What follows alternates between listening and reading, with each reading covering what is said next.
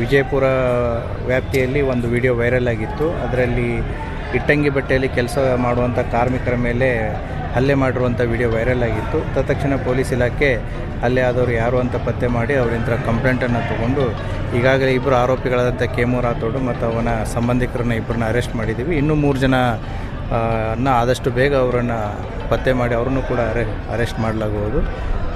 ಇವರು ಜಮಖಂಡಿ ಮೂಲದವರು. ಇಲ್ಲಿ ಇಟ್ಟಂಗಿ ಬಟ್ಟೆಯಲ್ಲಿ ಕೆಲಸಕ್ಕಂತ ಬಂದಿದ್ದರು. ಈ ಸಂಕ್ರಾಂತಿ ಟೈಮಲ್ಲಿ ಊರಿಗೆ ಹೋಗಿದ್ದಾರೆ.